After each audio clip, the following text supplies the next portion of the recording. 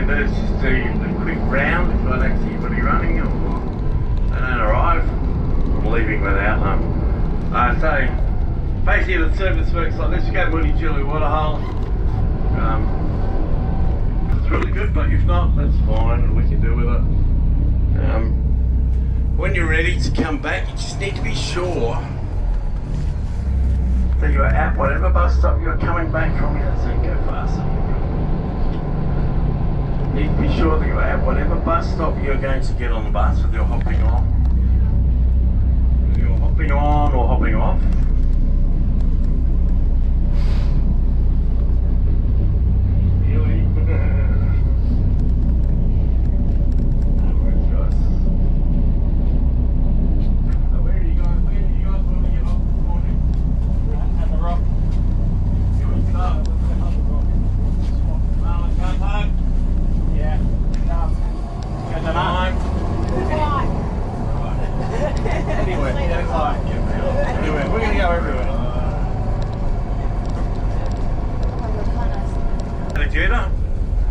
We had what's called a pavement erogenate. So an erogenate is a mountain building process that the Earth goes through from time to time. It's when the Earth's crust moves and when they crunch together, rubble is folded and vaulted upwards, creating mountain ranges. So during the pavement erogenate, pavement ranges were formed. This was a mountain range that was said to be as high, if not higher, than the Himalayas, 110 kilometres wide, long, depending on how you view things. But once that was formed, it took just 20 million years to wipe it all out. So what's happened? Over that 20 million years, climate change bring with them lots and lots of different weather patterns. Those weather patterns, rain, wind and that, it's very slowly over that 20 million years broken that mountain range down or washed or blown it away. Now the sediment of that mountain range being washed away, we're only going to be concerned with what's happening in the national park, this is where we are. The sediment's moved across the land and settled in two alluvial fans, one at Catageta and one at Uluru. Uluru is made of Arco sandstone, from one end to the other is all Arco sandstone. Catageta is made of conglomerate rock.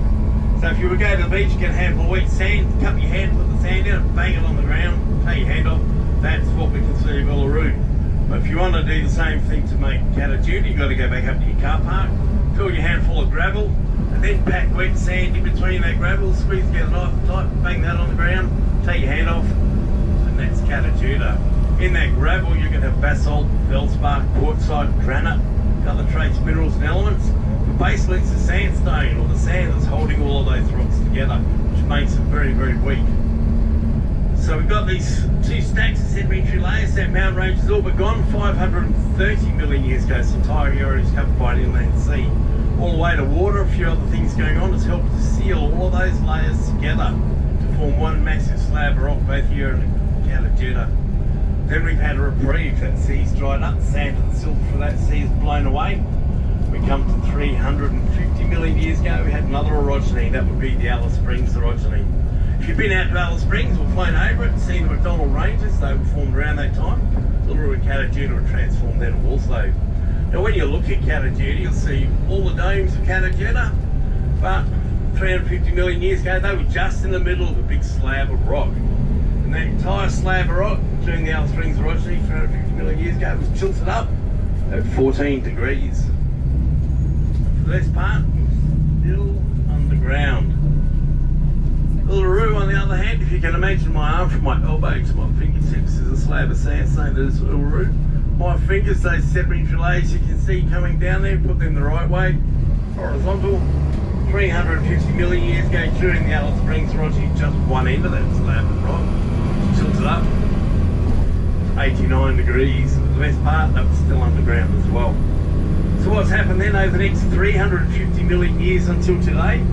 Climate change again, weather patterns again, only this time the wind and the rain is blowing the topsoil away from Mount Uluru and Catageta. As they started to become exposed, the wind and the rain has begun to shake them. So Uluru is that very beautiful windswept herbaceous Kabata. Catageta on the other hand, the wind and the rain has found the weak spots between the rocks where the sandstone wasn't very thick. Wash that away, and as it loosens the rocks off, they begin to crumble and create damage underneath them, opening up valleys and gorges. And eventually the softer material has been washed and blown away, leaving behind 36 domes out there that cover an area of 35 square kilometres. Tallest dome at Katajira is Mount Olga. She stands at 546 metres above ground level. It's 546. Uluru stands 348 metres above ground level. So she's 198 shorter than Mount Olga at Katajira. But when you look at Uluru, what you see there, back to my arm for a moment, is my knuckles, my fingertips sticking out of the ground. Which means still my knuckles, my elbow underground. So it's believed that Uluru, she goes underground and takes off to our left, 6 odd kilometres that away. So the slab of rock actually starts 6 odd kilometres out there. As it lays, if you were to walk along it, if there was no soil on it, you'd walk flat for a bit, then you'd come up really high. That doesn't quite make the surface. Goes back down underground and it wobbles around a little bit before finally curling up to stick out where we can see today. But when you look at Uluru, what colour do you see out there? It's reds, browns, purples, pinks, oranges, depends on the time of day. And in actual fact, Uluru is none of those colours. Uluru is actually grey. Left to right, front to back, top to bottom, Arco's sandstone is grey, Uluru is grey.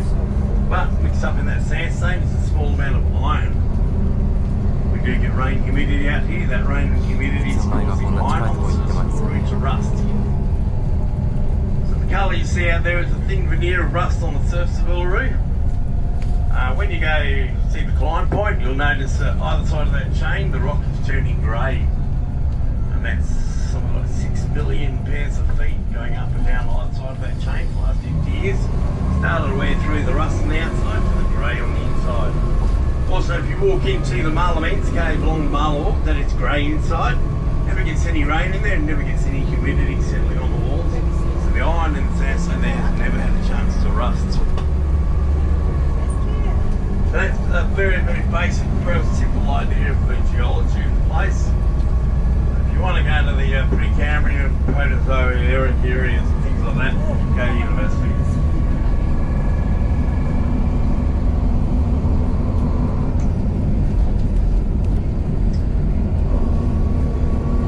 So the left, when you look at the rock now, the left-hand side of the rock is 530 million year old sandstone. When we get up to Quinipiti, the right-hand side of the rock there is 550 million year old sandstone. So from this end, as you go south, every single one of those layers makes the rock older. And if anybody's going to do the base walk today, if you want to count every single one of those lines for me, I'd be really interested to know how long it takes to put one of those sedimentary layers down. Tell me how many sedimentary layers there are, work out over 20 million years. We'll know how long it took to put each one down. Mudijulu waterhole. So anybody else coming out here is going to go to Mudijulu and get back on the bus here. This shade area right here is where you want to be waiting. I'll either pull up facing this way or I'll do a U-turn and come up sideways behind all the buses, depending on what room I've got out here. So this is Mudijulu waterhole, guys.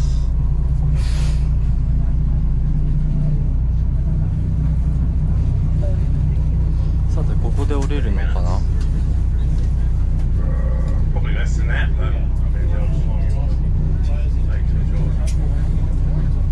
no worries.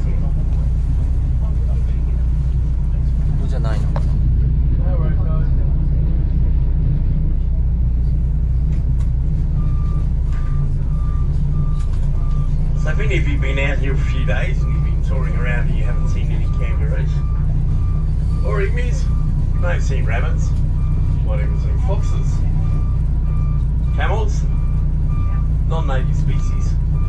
Very hard to find a native species here. I've been here for over 4 years now and I have seen in that 4 years around Uluru 3 kangaroos in total. 多分登るのは大量の人が登ると思うんです。 Two reasons for that. One is the grass you can see left and right on the bus. This grass is South African grass called buffalo grass. It was brought out in the late 70s after wildfire burned all the vegetation national park on the ground. Exposing the red dirt to the atmosphere that allowed the wind and the rain to start moving it around. The late 70s was a huge windstorm out here, sucked tons and tons of red dirt in the atmosphere, carried it east. When the storm ran out of energy, just about over Sydney. Sydney copped a 4-day dust storm back in the late 70s. All came from here.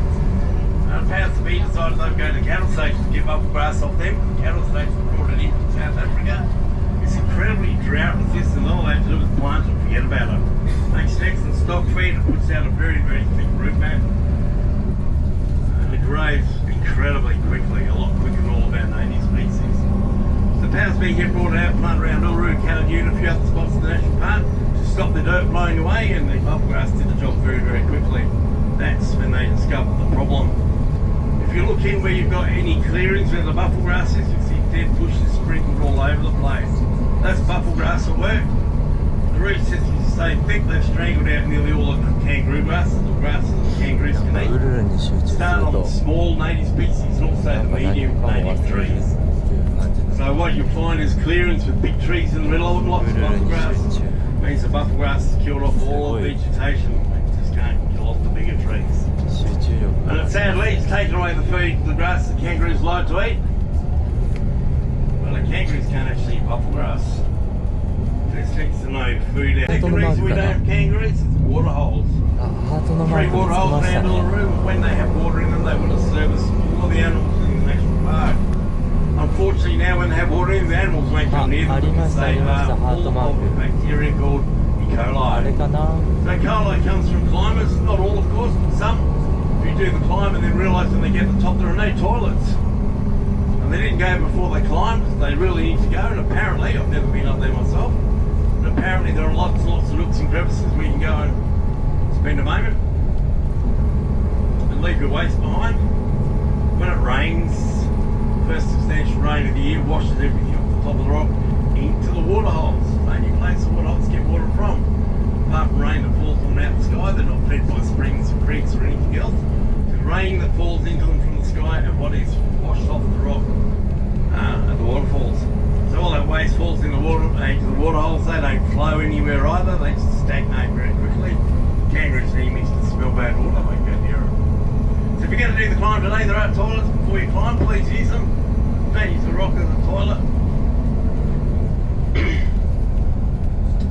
So guys, you're just coming up to Kunyapiti, which means you're entering a no photo zone. So if you're taking photographs, that's been fine up until now. Now I need you to stop using your camera, stop taking photos, sit on them, do whatever you got to do to stop yourself taking photos. Because you're now entering a sensitive women's area.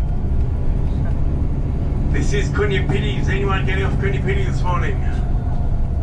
No, so Kunyapiti, first sacred site you're going to see is Kunyapiti. Piti's a wooden bowl the Ananu women used to carry around when they're hunting, gathering seeds and fruit and things like that. Scoop in the rock on the left there is Kunyapiti, or Kunya's piti bowl. So that scoop is the piti bowl and the rocks at the base that are Kunya's eggs. This is what we call physical evidence which corrects the Australia Uluru story, the wall of life, otherwise it's his name. You have to read that one for yourself to understand that thing over there. Also, and that's very sacred to the women, also the small outcrop rock, Mini Uluru, or Tapiti. This is the oldest exposed arco sandstone of Uluru that is joined to the main rock underground. Tapiti is where the Ananu women do a lot of ceremony initiations, female only stuff. Then all the way down the rock from there are meeting places, things like that for women only. As such, they just don't want them being photographed. The old Ayers Rock Airport used to be the other side of that outcrop of rock. On that road on the right, go up there and you'll end up at the old Ayers Rock Resort, which is now the Woody Chili community where the Ananu live. Through the bushes on the left, you'll find a runway.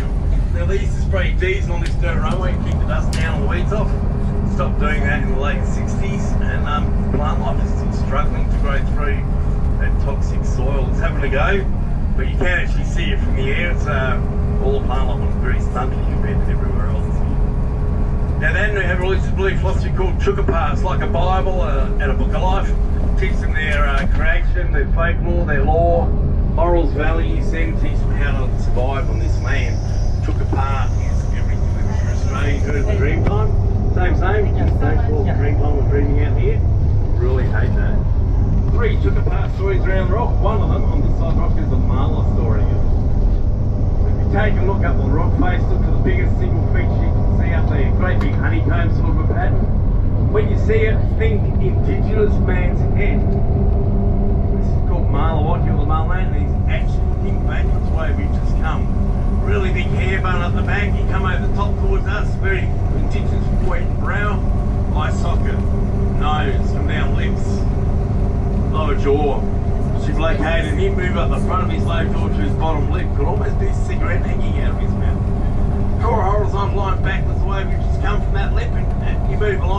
watermark, then through a bit of shadow. You come out of that shadow just above your line. There are 3 caves. 1, 2, 3. You've located them, go back to your line just below them and keep going. You go over 2 very faint watermarks, and as you come out of the second one, you've got to run straight into a cave on your line, and then look below that, there are another 2, and they're not quite one above the other, they're a bit offline. If you look at the pattern of those last 3 caves, it looks somewhat like a dog's footprint or a dingo's footprint. They're said to be the footprints of Corrib and the Devil Dingo. So you've got the Devil Dingo's footprints, you've got Malawati, the Mala Man, then you've got the outline of the rock. Follow it forward the direction we're going, get to the last drop in on the final slope of the ground. Halfway down there, a notch is about to appear. When you see that notch, watch below it. That notch is actually the top of the slab of rock. That slab of rock is joined there, separates itself from the rock, goes all the way down to the ground, but it rejoins with what looks like a ginormous thumbprint to the base of it. The slab of rock is called the Null the Water or the ceremonial pole. All these features of physical evidence will sugar it to the Mala story. The Mala story goes something like this. The Mala people come out from the north and they spot this bloody great big red rock sticking out of the ground. They really like what they see, but it was completely smooth when they first saw it. None of these features were up there. They decided they're going to stick around, have Inma rock ceremonies. The elders get together, create the Null the Water, starting to appear in front of us below that notch. They paint it, decorate it, lean it up right there against the rock. That indicates Mala people are now in ceremony. Also acts as a not disturb sign for anybody coming in from outside the area. Once that's up, the women head off there making numerous sea cake, men lit fires, European tools and weapons, painting themselves up to ceremonies in progress. See daylight between that now, the main slab and the main part of the rock.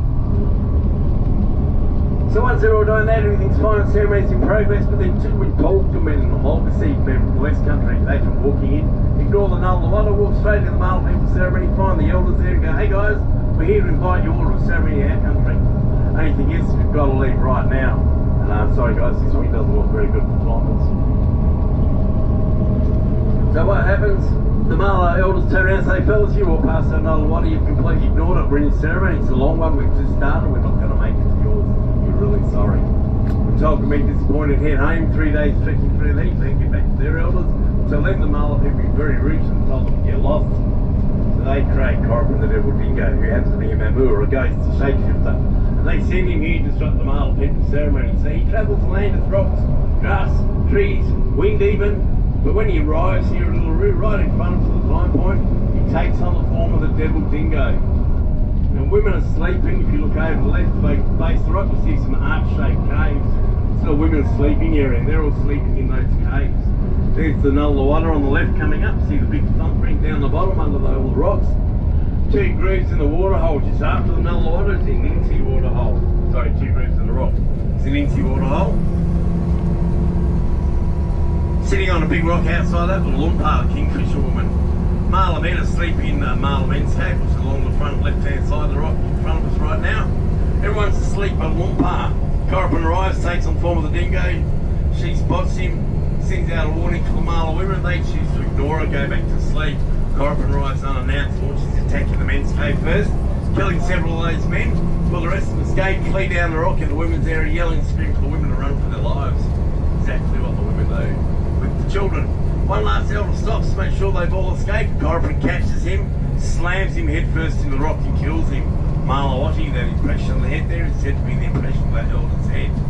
Corrib's footprints launching off after that, and he's still looking southeast, watching his people flee over the border into what we're in now called South Australia. But for us, the story ends right there. Basically, stories out here follow storylines and song lines, which means copyright. Basically, I can only do the part of the story that relates to the nation we happen to be in at the time, and I've just done that. If you want to hear the beginning, you'd have to go north, talk to mobs up that way. Want to hear how it progresses from here, you go south, talk to my mob, they had the Mutton people of Flinders Ranges. They move on to Merru and Garland, down around Adelaide.